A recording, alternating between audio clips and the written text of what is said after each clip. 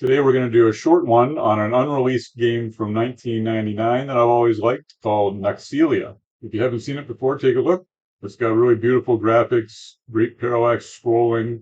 It's kind of like a Wonder Boy or Zelda action adventure type of game. It's got different weapons like a sword and boomerang with fire. Okay, so let's take a look at how it works under the hood. If we put the palette visualizer on, you'll see, whoa, that looks like a lot of colors. But when you go down and look at the number, it's only 33 colors. So what's going on with that? Well, what they've done, I think, is they've taken 8-bit planes and instead of going into dual playfield official mode, they've repeated the palette a bunch of times throughout. And so they've created kind of like a fake dual playfield mode.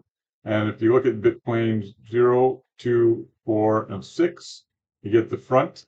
So if I scroll there, it's just the front layer, and then bit plane 1, 3, 5, and 7 is this beautiful back layer here that scrolls real nice.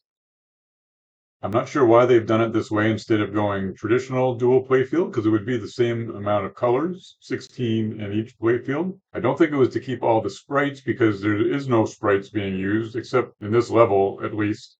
So maybe there's some later on, or maybe it has to do with the fact that it's 320 by 256. To get that full resolution, maybe it was more helpful to do it this way. I'm not really sure. Maybe the coder will see this and let us know. It's interesting, when I was doing a bit of research, the coder actually put a post up on the English Amiga board quite a while back explaining some of the history, and so I'll link to that down in the pinned comment. And on another long play video, I saw the graphic designer and musician comment on it, and he actually has a really huge YouTube channel that's almost 300,000 people called @TrueCuckoo. So check him out. You can download the game on AmiNet, so I'll put a link to that also, and a link to a site that has a picture of one of the later levels that we never got to see. My favorite part of the game technically are these line scrolled clouds up here. I think they look really amazing.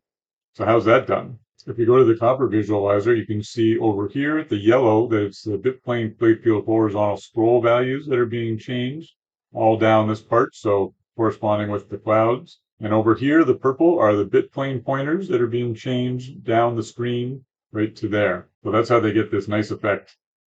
And with my computer and sometimes with the debugger, there's a bit of slowdown, but I don't think that there is when you play normally. And I wasn't able to definitively determine whether it needs fast RAM or not. I know it doesn't say anything on AmiNet, but when I tried with this ADF, it did take fast RAM, so I'm not 100% sure on that one. Your character moves at 50 frames per second. If I jump here and then do frame, frame, frame, frame, frame, every frame, and the scrolling too, frame, frame, frame, frame, frame, frame. So yeah, 50 frames per second there, but the enemies are only 25 frames per second. If you only put on the back playfield when you're up in the clouds like this, I find it really, really gorgeous. Watch when you're scrolling here. Yeah, just beautiful. So if you put the copper visualizer on, you can see that the bit plane pointers change here, the purple. So below here to here, it'll scroll at a different speed than up top. You see that? And then below here, these bushes will scroll at a different speed than here.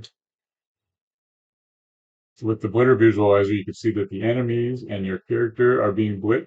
And then also what's changing up here in the store panel. So it's just a 1-level demo, but it's a pretty big level, so it's worth exploring around, and there's a few puzzles. It's a real shame that they never finished the game. It looks like it would have been pretty amazing. In that post from the English Amiga board that I'll pin by the coder Eric Gustavsson, he talked about one effect that I really wish we would have seen. He said, "We made a snow effect where snowflakes appeared in the intersection points of odd and even bit planes with differently angled diagonal lines.